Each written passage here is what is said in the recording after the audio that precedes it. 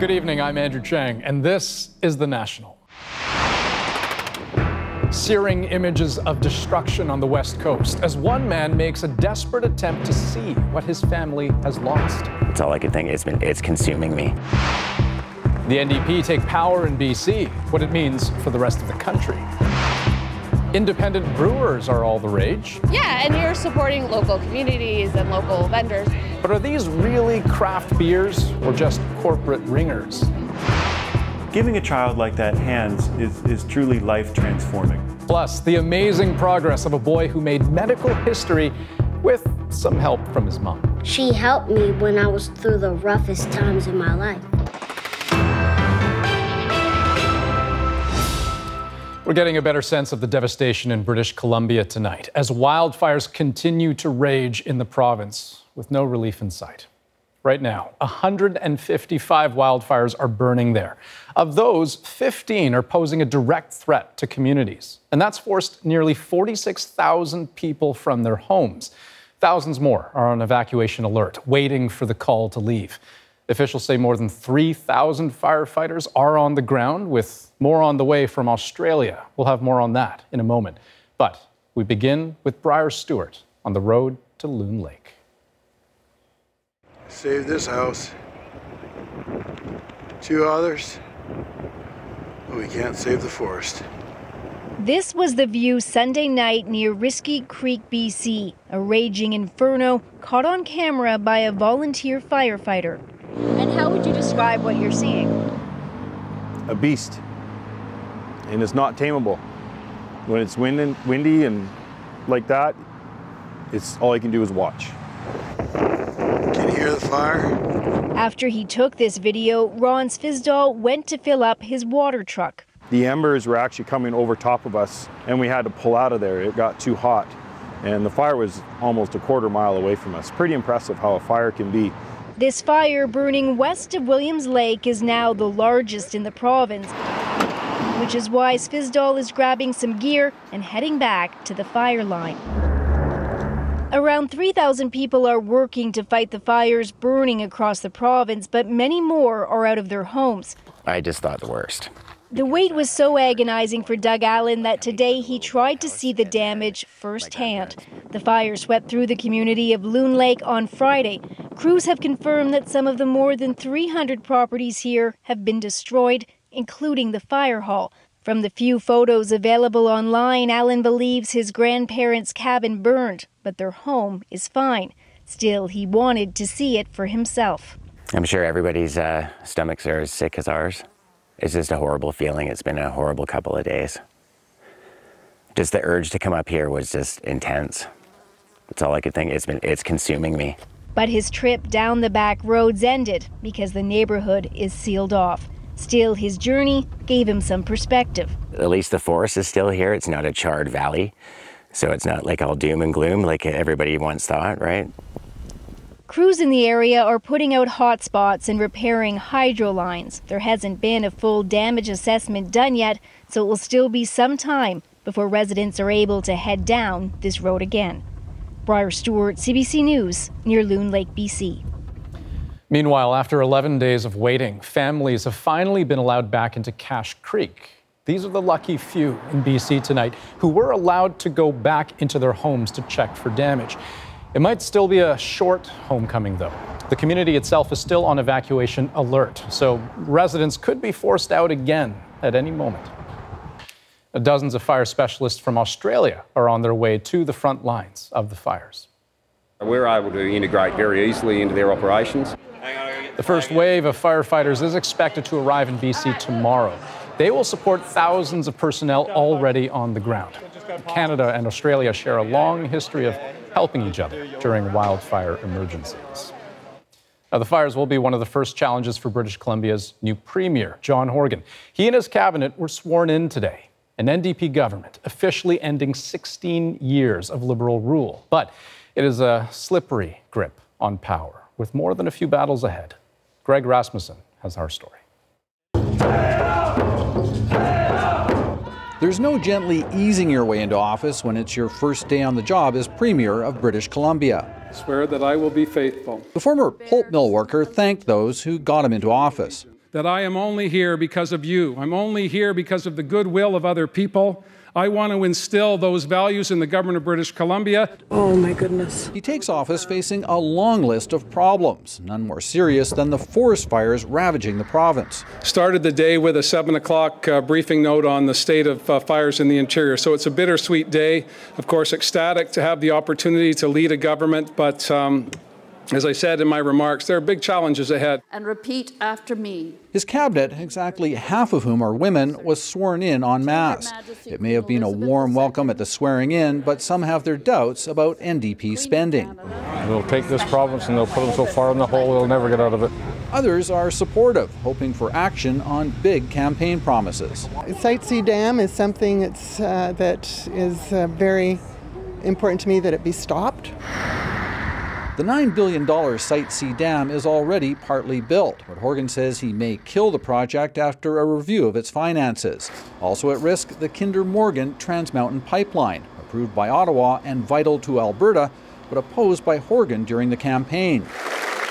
The optics of today's ceremonies are particularly important. With more than 40,000 people out of their homes, this political scientist says the NDP needs to keep the celebrations to a minimum. They're not interested in a big, fancy theater. They just want to get to work and get started, and I think that's exactly what they're going to be able to do, given that it's in the summer and we're in the middle of a crisis. Let's go. Thank you very much.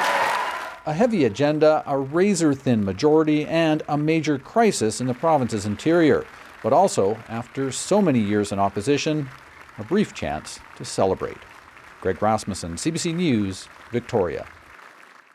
Now, for more insight on this, let's bring in Shachi Kurl. She's the executive director of the Angus Reid Institute, joining us right now out of Victoria. And so, Shachi, we heard Greg talk about the Kinder Morgan pipeline. That's a BC issue with national importance. And yet, it looks like BC versus Alberta, BC versus the federal government. So how does John Horgan navigate that, do you think?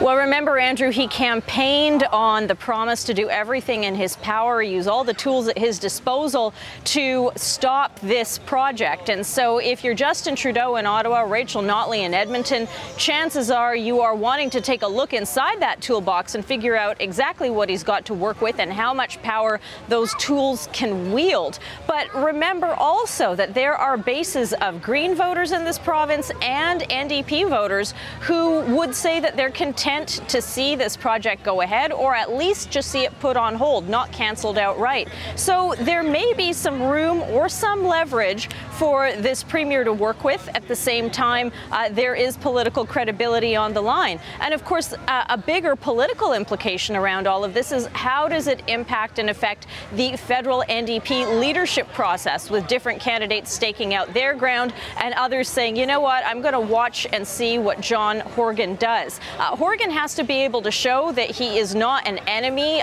in total to resource development, both for the sake of his standing in the country and in the province.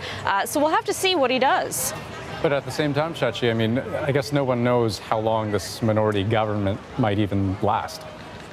Well, John Horgan has got to keep a number of factions and groups on side. His own hardcore base, those who voted for the Greens and are part of this NDP Green Alliance, and of course people who voted for the NDP for the first time, who are looking to see this government move quickly on the housing file, many of them in Metro Vancouver, on health care and on transit. And in all of that, there are differing opinions around what should be a priority, what should come first, and what is in whose interest. And so if you're John Horgan, a little bit like Julius Caesar, you're looking around trying to figure out in which toga the dagger is sheathed and how long he can keep this alliance going. Shachi Kurl joining us out of Victoria tonight. Thanks. Thank you. So, with all the news today of John Horgan swearing in, what did he miss at the Premier's meeting happening in Edmonton? Well, trade and Trump, yes, but there was also bubbling concern about the deadline for legal marijuana. Catherine Cullen is in Edmonton with that story. This is the opening position paper in what is going to be a long negotiation. This is the man playing Trump interpreter for the premiers. While the United States has put out its list of NAFTA demands, Canada's ambassador to the U.S. is publicly keeping his cards close to his chest. I think drawing lines in the sand right now is not helpful to having a constructive negotiation. We'll see where they are coming from. He strategized today with the premiers, all concerned about the jobs that could be at risk under a new NAFTA. This is a critical moment for us in Ontario, for sure, but I would say for the country as well. Donald Trump's next move on trade has already caused anxiety. McNaughton says because of NAFTA uncertainty, some Canadian businesses may be putting off spending. Obviously, if we could get a clarification of the trading relationship sooner rather than later, it would be better. But having said that, we're not going to rush into a bad deal. Others seem resigned to a longer process. It would be extremely unlikely that such a wide, broad list of subjects could be settled in a matter of months. It will take years. It's a long, long negotiation that is starting. While there is a general consensus among the premiers on NAFTA, pot legalization is causing a split. The federal government plans to make marijuana legal by July 2018, but Manitoba's premier wants more time. We need an additional year. I think that there are too many unaddressed issues. At least one province isn't interested in delays. I do think that it is an economic opportunity, and New Brunswick is certainly treating it as such. Right after we ensure that we have the right regulations again and enforcement. The legal age to buy pot will be part of the discussion tomorrow. The federal government has already said that it shouldn't be lower than 18, but there's some concern that some provinces will leave it there while others will raise it, creating what some premiers fear could be a messy patchwork across the country. Catherine Cullen, CBC News, Edmonton. Coming up, as craft beer explodes in popularity, are big brewers fooling you about what you're really drinking? Is my dollar going to a corporation in South America or a guy on a farm in Ontario? Plus, what makes an athlete female? An Ontario woman brings change to the world of cycling.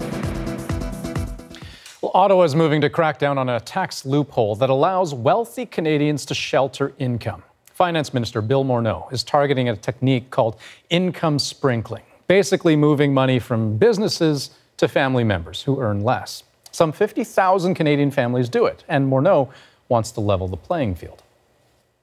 What we're trying to do is make sure that people that are getting their income through a typical salary that they might be earning are not in a situation that's worse off than someone that might be able to use a private corporation to sprinkle income among family members or to turn regular income into capital gains. So what we're really doing is closing down loopholes. Curtailing income sprinkling was one of the Liberals' election promises and is one of 3 tax reforms the government is considering right now. A central promise of Donald Trump's election campaign has fallen apart again. For the second time, Republicans have failed to repeal and replace Obamacare.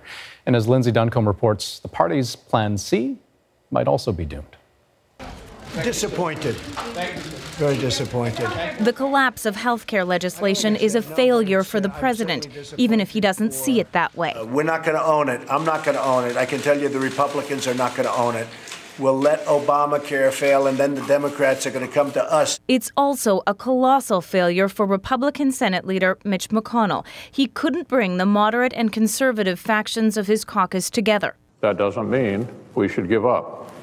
We will now try a different way to bring the American people relief from Obamacare. To be fair, hardly anyone liked this bill. Groups representing insurance companies, doctors, seniors all warned against it. Stop Trump Care now! The fear was that it would leave millions without insurance and raise costs for others. But the Senate's next plan doesn't have many fans either. Repeal Obamacare without a replacement and take 2 years to come up with a new plan. Many fear immediate consequences. Passing repeal without a replacement would be a disaster. Our healthcare system would implode. Millions would lose coverage. In fact, shortly after he was elected, Donald Trump himself said a repeal without a replacement wouldn't be on the table. We're not going to have like a 2-day period, and we're not going to have a 2-year period where there's nothing. It will be repealed and replaced. The president appears to have changed his mind, but it might not matter. The latest plan likely doesn't have the votes either. I believe it would cause the insurance markets to go into turmoil, and I don't think it is the right way to proceed. It appears as though as Americans look at the Republican alternatives, they are growing fonder of Obamacare. A recent poll found 51% viewed the existing law favorably. That's the highest approval rating it's ever had. Lindsay Duncombe, CBC News, Washington. And coming up a little later, we're going to take you to Kentucky, a red state, but one where many rely on Obamacare. That's in about 15 minutes' time. Well, Ontario's Special Investigations Unit has charged a Toronto police officer in connection with a brutal attack. Constable Michael Theriault is accused of aggravated assault and assault with a weapon. The alleged victim, 19-year-old Defonte Miller, attacked with a steel pipe last December. He suffered broken bones. He's now blind, and his left eye will have to be taken out altogether. The officer was off duty at the time. Right now, he's suspended with pay. Winnipeg police say a truck fire near this convenience store was caused by a bomb. An improvised explosive device went off inside a bag, seriously injuring 4 people. The police say the victims didn't know the bag had a bomb in it, but police also aren't saying much more because this is an ongoing investigation. Well, 2 years after making history, 10-year-old Zion Harvey is now high-fiving his friends and squeezing his mom's hands with both of his. Zion is the first child to ever receive a double hand transplant. And as Christine Birak reports, the little guy is finally realizing his dreams after months of setbacks. If we sit down. He's faced devastating challenges, but at every turn, Zion Harvey has met them with remarkable spirit. At 2, Zion lost both of his hands and feet to a life-threatening infection.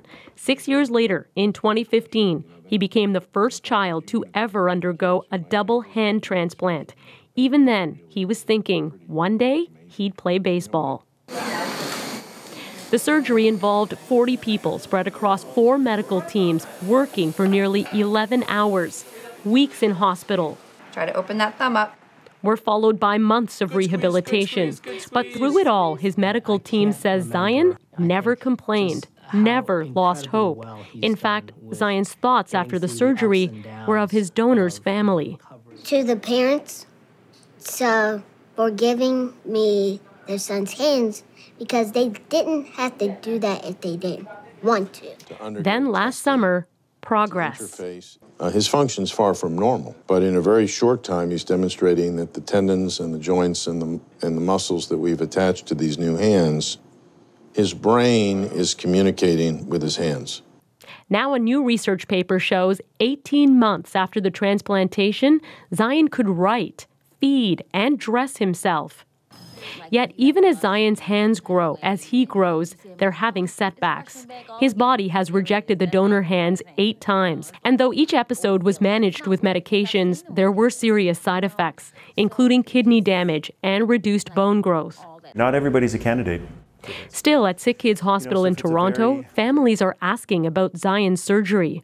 It's caused us to become a bit more ready in our service, too. So this is something that we will try to offer to families here. He adds while the surgery was dramatic, the hard work comes afterwards. Families have to dedicate themselves to years of therapy. We have a very, very special and intricate bond. Zion's mom has spent countless days and nights in hospital. She's also given him one of her kidneys. She's the best mom I ever had.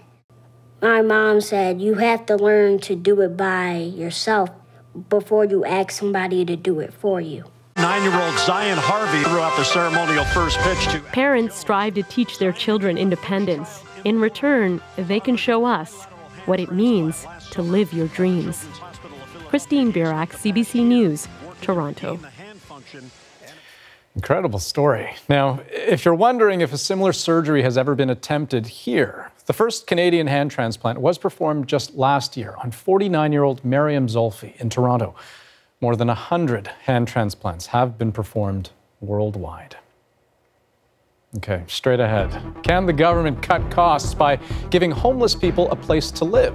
An experiment in Regina has some promising results.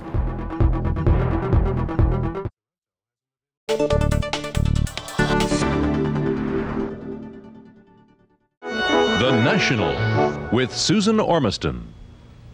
Good evening. It was a great wedding. There weren't quite as many celebrities as expected, but for the people of Edmonton who are as mad about Wayne Gretzky as they are about hockey, his marriage to Janet Jones was the biggest thing they've seen in years.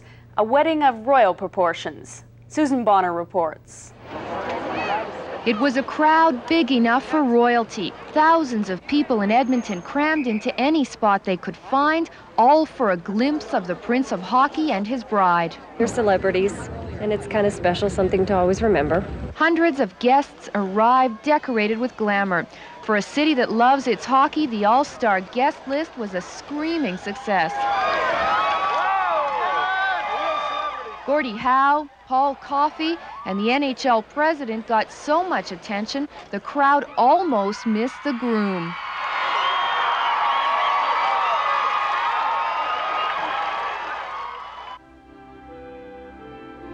The bride had slipped in the back door, and inside a private production crew captured the traditional ceremony with the Edmonton Symphony playing background music and the bride's expensive designer dress.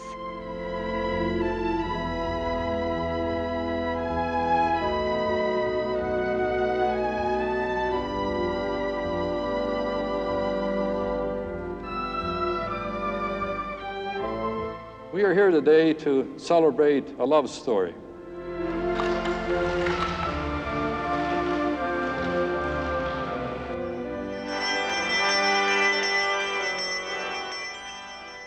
For the crowd outside, the first glimpse of the married couple brought more cheers than any of Gretzky's famous goals.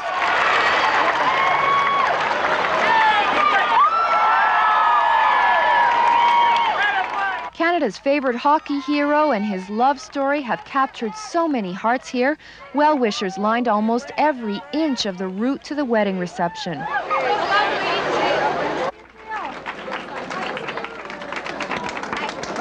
The Gretzkys are keeping their honeymoon plans a secret. After a very public wedding, they are looking forward to a very private honeymoon. Susan Bonner, CBC News, Edmonton.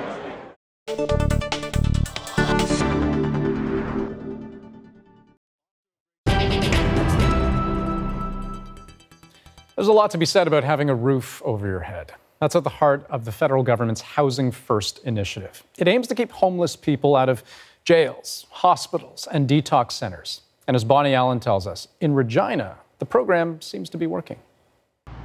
Lindsay Big Sky calls himself a terrible drunk. He spent 8 years living on the streets of Regina. He slept where he fell, often landing in police custody or hospital.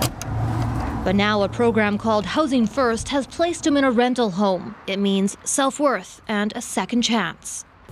I just changed totally. I see myself change, and other people see me change. I like making pasta things.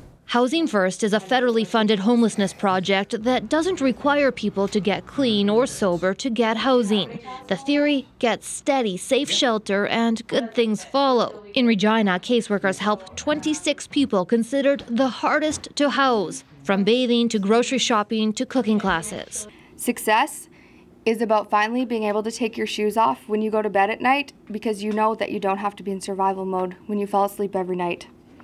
Success is about reconnecting with your children who you haven't seen in 19 years. Now the numbers show it saves money too.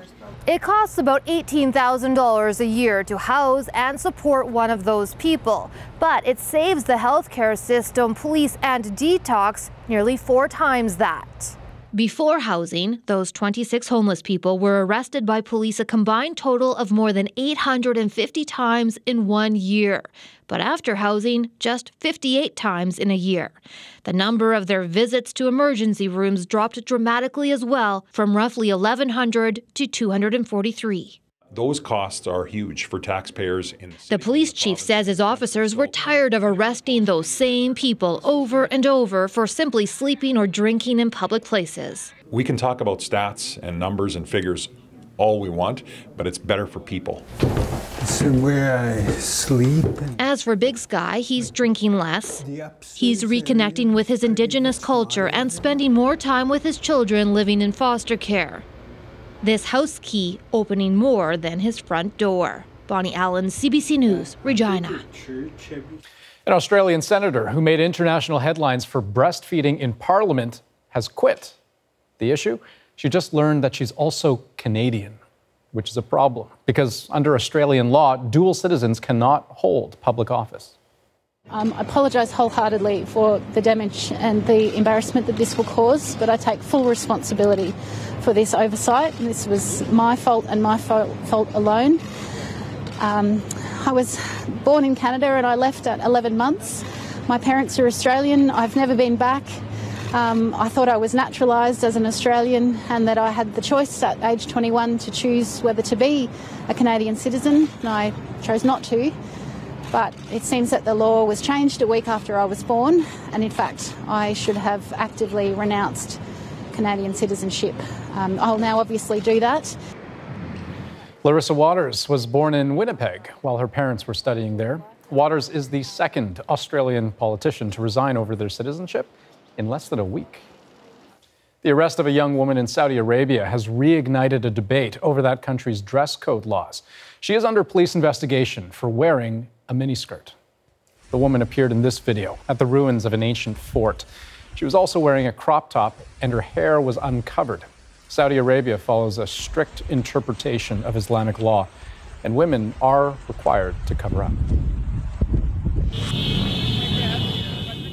Hundreds of delivery drivers held a protest in London today. They're demanding more action from British lawmakers after a spate of acid attacks. A violent rampage last week left 6 people injured. 2 of them were couriers. Well, summer heats up. So too is a battle between big beer and indie labels. Sales of craft brews have been on the rise for years, but the giants of the beer world are cashing in by buying up those microbreweries. And that can make it harder and harder to tell who you're actually supporting when you buy that beer.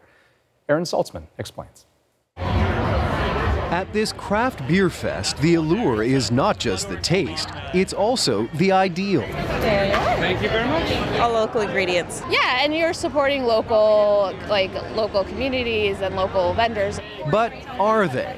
Alongside a multitude of microbreweries here are Mill Street, owned by Labatt, Creemore, owned by Molson Coors, and Lagunitas, owned by Dutch giant Heineken. Yet the brands of those multinational corporate owners are nowhere in sight. It's not transparent. It's very, very difficult. Brewer Jason Fisher says big companies now own dozens of craft breweries, but play down their corporate connection to appeal to the craft consumer. You have to now wade through all kinds of cans before you can really tell, is it made where it says it's made? Is it really independent? Is my dollar going to a corporation in South America or a guy on a farm in Ontario? In fact, the term craft beer has become so watered down, the U.S. Association for Small Brewers has come out with a new seal, focusing instead on the word independent. The big breweries are pushing and saying, like, we're craft now. That brewers now have to redefine themselves again. The independent brewers are also complaining about other tactics employed by their big corporate competitors. The world's largest beer company, which owns Budweiser and Labatt, recently cut off craft brewers from a small but prized hop supply, citing low yield. Anheuser-Busch InBev also reportedly offered incentives to distributors that some say would make it harder for small brewers to get their products to market. And it quietly bought a minority stake in a popular online beer rating site where there are reviews of its own products. Back at the festival, organizers say the fact some beer here is now corporate doesn't mean it's not craft. They're still making the same beer. Still the same brewmaster. It's still the same building. They're still using spring water. It's still the same people that worked there over 10 years ago. But for some beer drinkers, it's just not quite the same. Actually, I still support for a small brewery. That is, when he can tell who they are. Aaron Saltzman, CBC News, Toronto. And coming up, the complex politics of U.S. healthcare. It's like a death sentence, a silent death sentence, because it costs so much just to breathe. The treatments that keep this man alive are covered by Obamacare. So he has a message for the president he helped put in office. But first, here's a look at the day's business numbers. The TSX dropped 15 points. The dollar rose 1/4 cent. In New York, the Dow lost 54 points, and the price of oil went up 36 cents a barrel.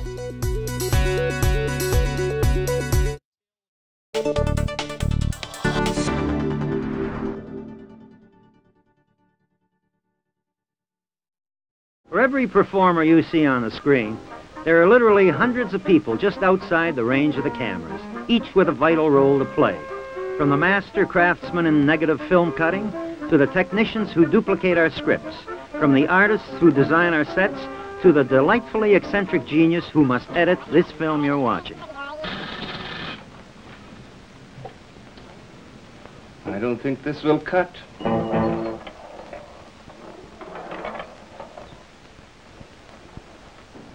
Because CBC Toronto's job is serving the public, it must keep pace with community development, to go where the action is, to cover and report on a wide range of outside events, whether it be a royal visit, a football game, or a civic election.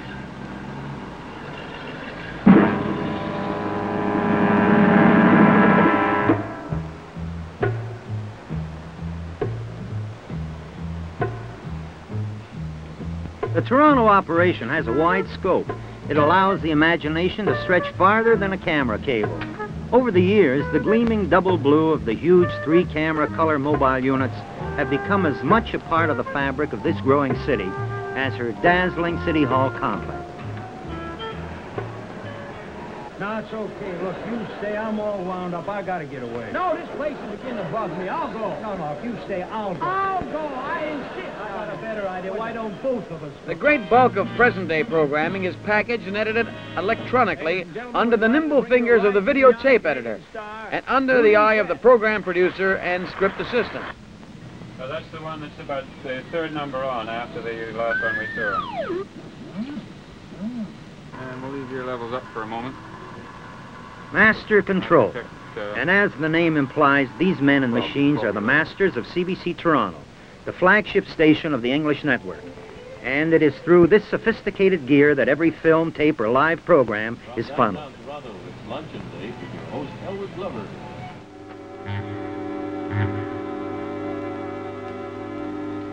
The nerve center of CBC broadcasting in Toronto isn't hard to find. Just peek under the tower. There you'll see the Jarvis Street complex, the TV building, flanked by the huge Studio 7 on Mutual Street, and the annex on the right housing the CBC executive offices.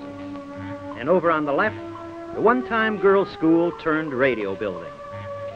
You won't hear much in the way of school cheers coming from the radio building these days, but you hear just about everything else.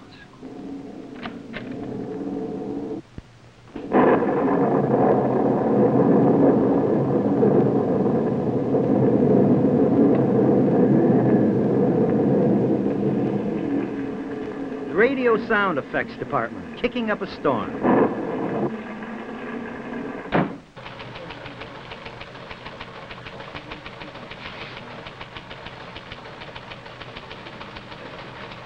We hope to get this from Washington, a $3 billion... CBC Radio News, one of the most versatile and far-flung news agencies in the world, with taped news reports and live feeds from the 4 corners of the globe. Fine, thank you, Norm. Voice levels, please. Jim first.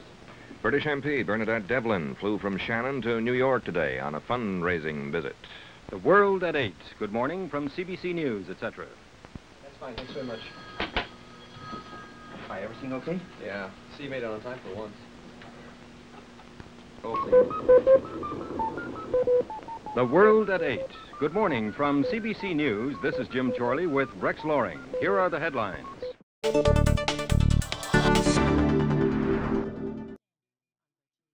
This is a month.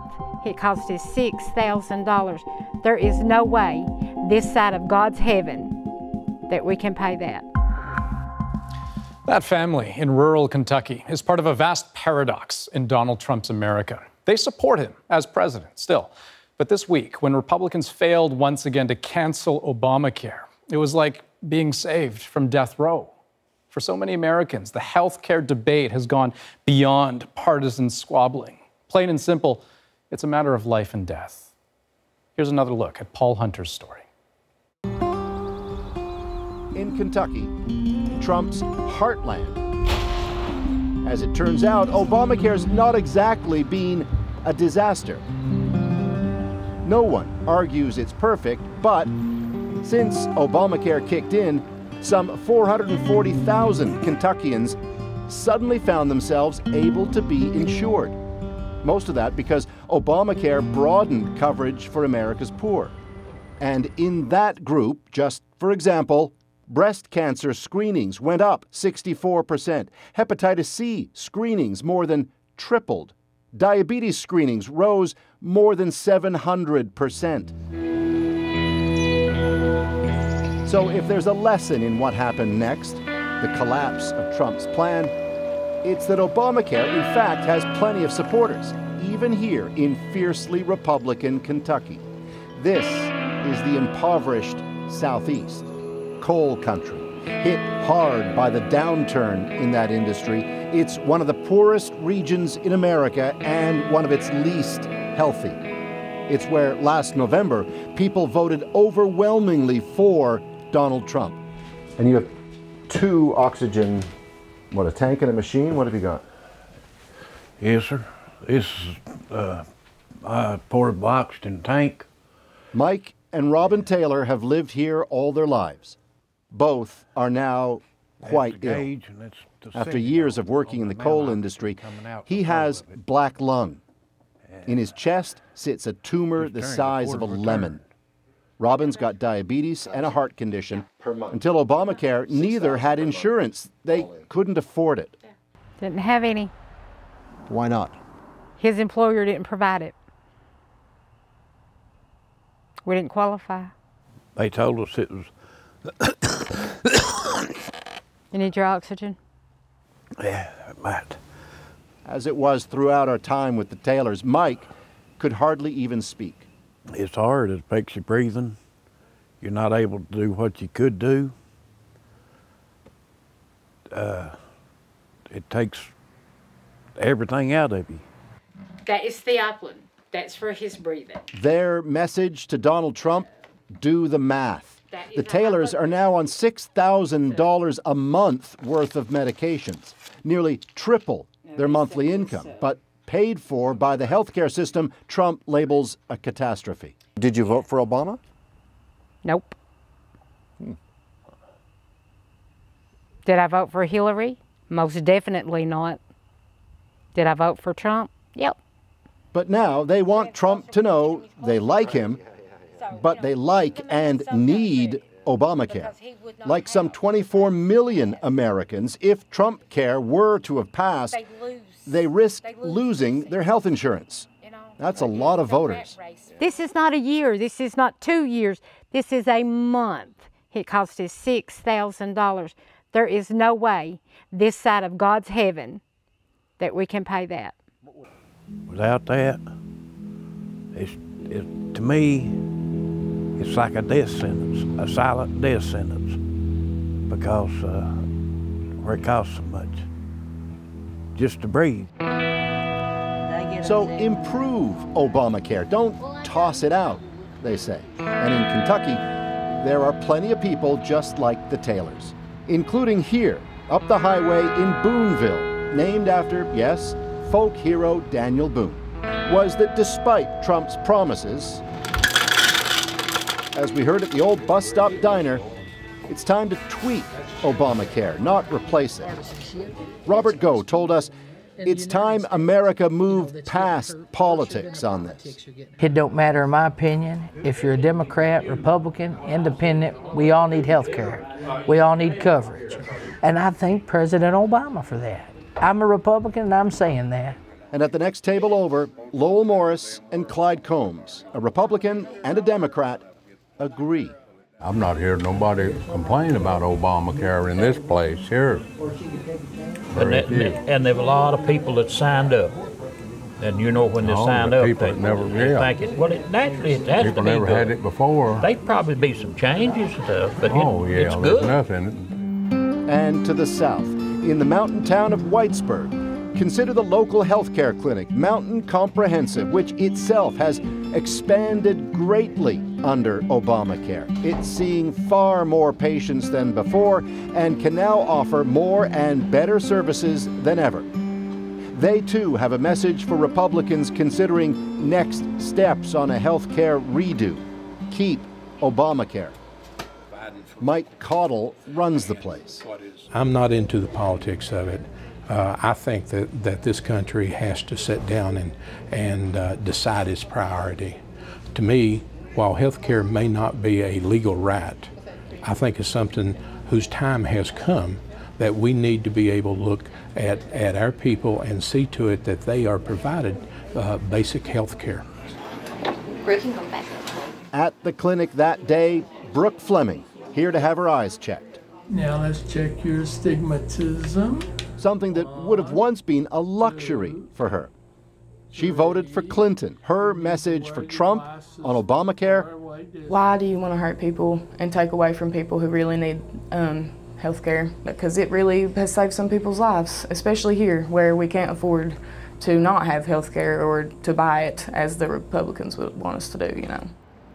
Into all that on this day, as it turns out, the Taylors themselves coming to the clinic for Robin, courtesy Obamacare, to have a checkup on her diabetes. Are you coughing right now?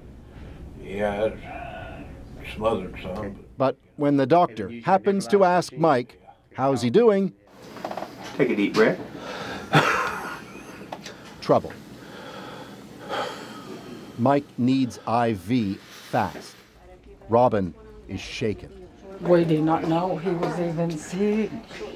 It reminds her of the stakes if and when Donald Trump and the Republicans try once again to reinvent American health care. Like so many Americans, the Taylors now like it just the way it is. She'll take care of you. Hope you feel better. Thank you. If you lose your insurance coverage, what is your fear? He's gonna die. I will have to sit and watch him smother to death because we ain't gonna be able to afford him to come to the doctor when he needs to come, him to go to the hospital when he needs to go. So it's sit and watch him die. And it's devastating when you can't do anything. You know, when I can't make him better, when I can't do anything. And if he loses his insurance, what am I gonna do? What am I gonna do? It was not long after we met with the Taylors that the Republican plan to remake American health care collapsed. They later told us they were relieved, as Robin put it, tickled to death. Still big fans of Donald Trump, they hope he's heard voices such as theirs in this debate, and that he and his party take heed next time Americans consider how best to care for each other. Paul Hunter, CBC News in southeastern Kentucky. Now, we caught up with Robin Taylor today. She says Mike gets a bit sicker every day. Black lung doesn't get better. He still goes to the same clinic, and he's still on Obamacare. And Robin is studying so she can work at that clinic as a counselor. However, she says she doesn't follow the healthcare debate, and she still has complete faith in Donald Trump. Well, up next, a new era begins for competitive cycling. You're going to meet the Ontario woman whose human rights case may lead to a big change around the world.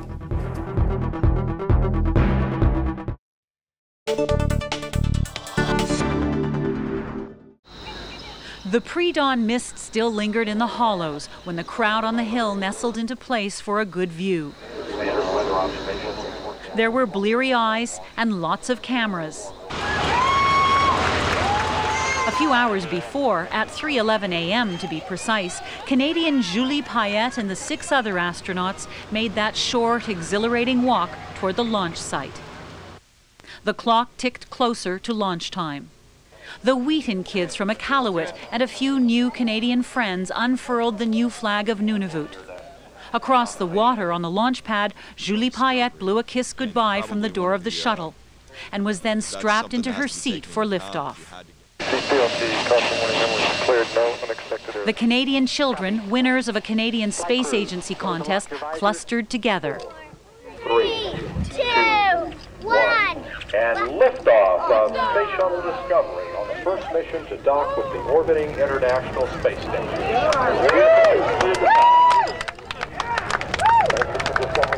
Look at it! Wow! For 8-year-old Jessica McGrath Flemington of Winnipeg, this was all the career inspiration she needed. I think that is cool, and I would like to do that one day. 11-year-old Sarah Wheaton was in awe. It felt good, and I was happy for Julie, that she's brave enough to actually go up in space. They dream of space travel, but these high school students won't get off the ground. Their spaceship is made of wood. 0. Liftoff. We have a liftoff. Their command center, a couple of computer screens and walkie-talkies. Permission to execute. What is real is their respect for Julie Payette, who was once a student like them. It's a message of like a dream come true. That's what motivated these kids to sleep at Laval's Cosmodome. No one wanted to miss the big moment. Julie is the first Quebec woman in space, he says. It's a great moment for us. And then, all across the province, kids held their breath as Discovery reached for the stars. And liftoff. And at that moment, Julie Payette became not just an astronaut, but a local hero. And the vehicle has cleared the tower. It took a lot of courage to get where she is, this student says. I know she speaks like 5 different languages. She's like an athlete, a musician, and she's an astronaut, so I kind of admire her. So it seems does the whole province. Payette gets star treatment in the media. And what's a hero without her own matching set of t-shirts, hats, pens, and even tattoos? A lot of hype, but no one is complaining. Especially not at Payette's old high school, where her picture hangs in the hallway. I think that she's a great model for us, and that just show us that we can do something good in life. You're gonna crash! The Space Club simulated flight ended in disaster. But for teacher Joanne Patry, Julie Payette's mission is already a success. It got more students excited about science. The hoopla that we've been having for Julie Payette, it will encourage some kids at least to go in that direction. In the water, champions emerge. This summer is building the World Aquatics Championships, July 15th to 30th on CBC Sports. My journey as a Canadian cyclist was not to be a medal winner. My journey was to be a messenger. 1 year ago, Kristen Worley was closing in on victory after a long battle for dignity and diversity in sport.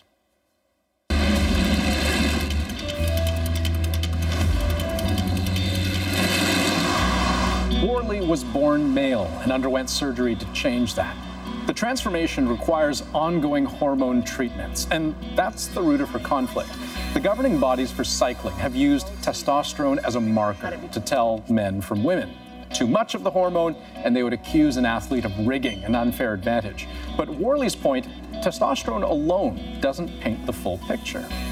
When you started out, there used to be actually sex, like checking your genitalia. That doesn't happen anymore, does it? It does happen. And what has to be known is that this happens around the world. It's all through the Olympic movement. When Worley last spoke to The National, Ontario's Human Rights Tribunal sided with her. And now, the organizations that govern cycling in Ontario, Canada, and around the world have agreed to follow through. They've committed to revising their policies to embrace human rights and to advocate for new standards and guidelines for athletes in similar situations, based on scientific evidence. I spoke to Kristen Worley earlier today.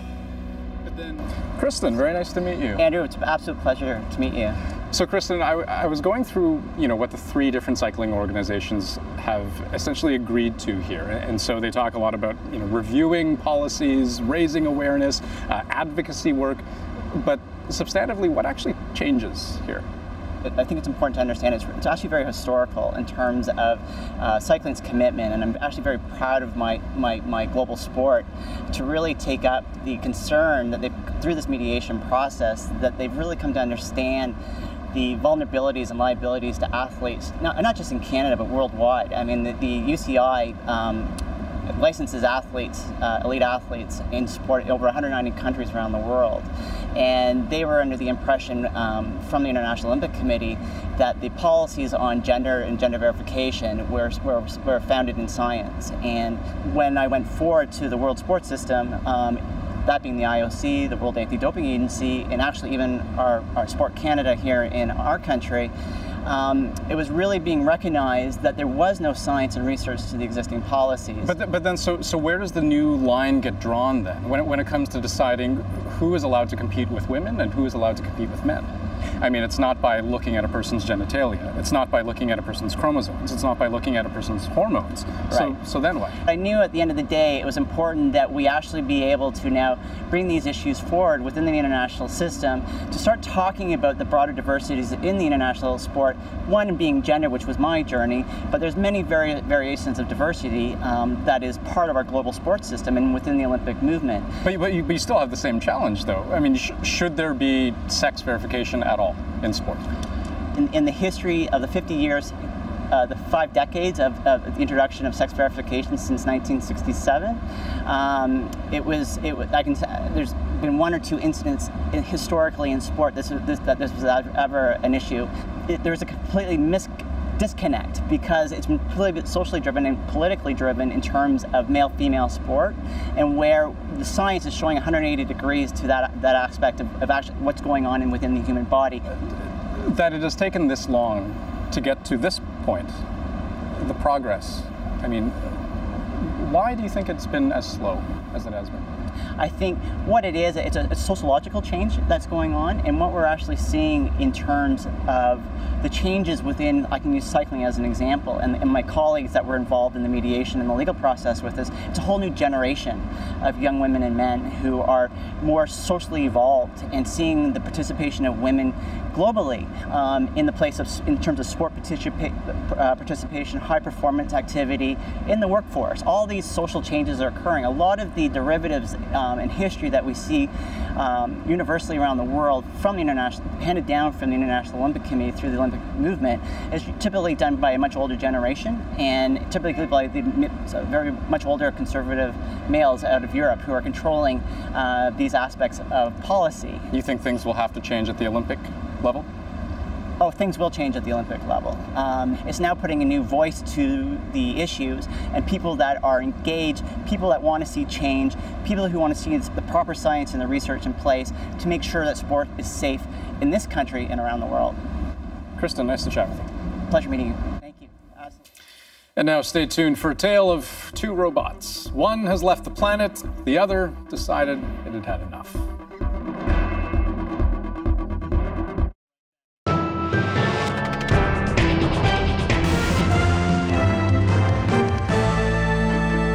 Reform's Chief of Policy, Steve Harper, previews a major theme of the weekend. Reformers want a strong country built by those who want in, not by those who want out.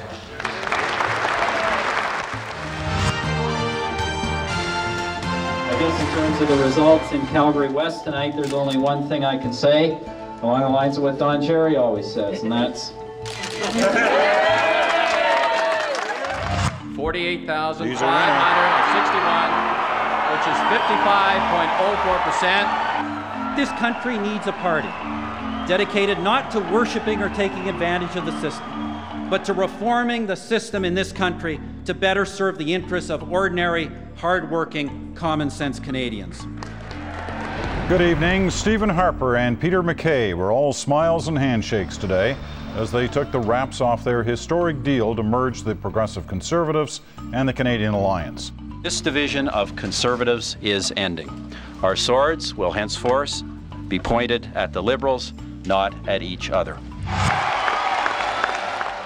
In the end, the campaign's frontrunner, the former leader of the Canadian Alliance, won the leadership on the first round of voting.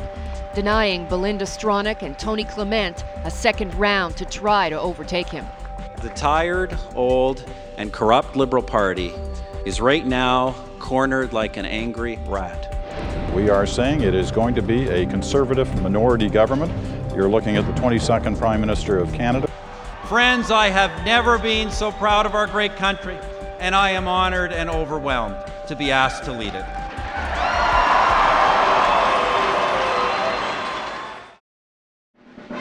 Most hours have 60 minutes. This hour has 7 days.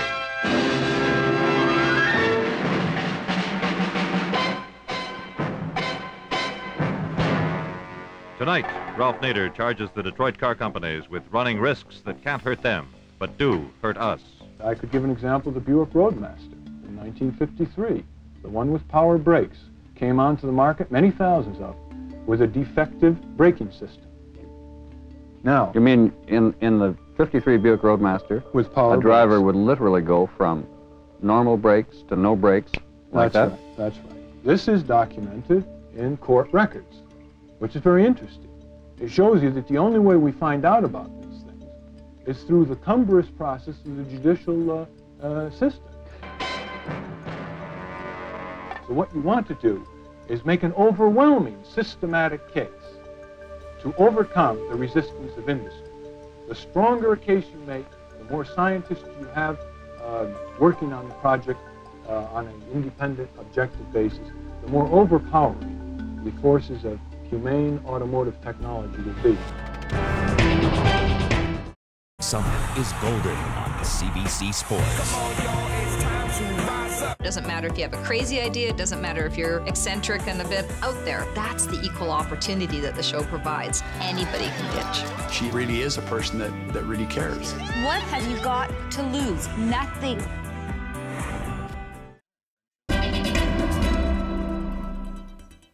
Back now to our top story. The wildfires currently raging through British Columbia.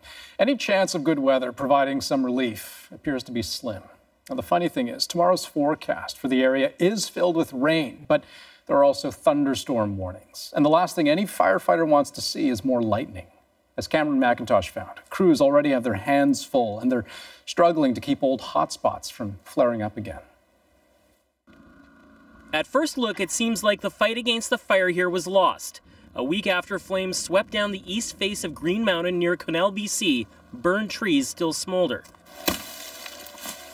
Jordan Mack, an Ontario forest firefighter, has been picking away at the hotspots ever since, trying to prevent the reflaring that has been a problem across BC this year. Well, even the tiniest smoke in the ground can ignite trees, and given the winds and weather, right, it can push it.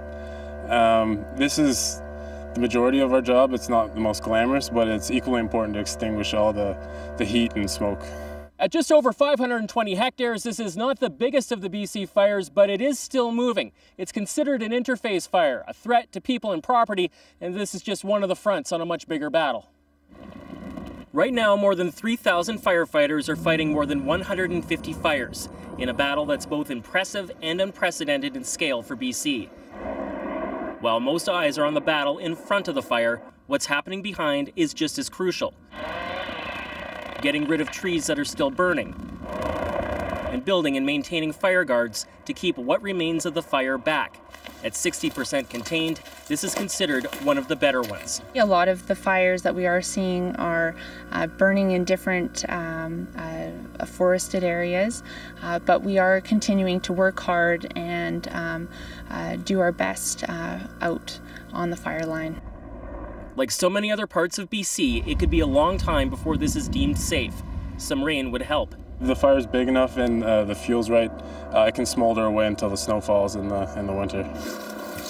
And pose a threat as long as it smolders. Cameron McIntosh, CBC News on Green Mountain near Quesnel, BC. Well, there's a new member aboard the International Space Station. Meet Intball, an autonomous drone created by Japan's space agency. It's currently floating around the ISS, taking pictures and video of astronauts at work. And what it captures is sent back to researchers on the ground in real time. And what goes up must come down. This security robot at a Washington, D.C. office complex fell down a set of stairs and met a watery end. Tributes to the RoboCop flooded in on Twitter, though it's still unclear what pushed it over the edge. That's The National for this Tuesday night. Thank you so much for watching. For news at any hour, you can always go to our website, cbcnews.ca. I'm Andrew Chang. Take care.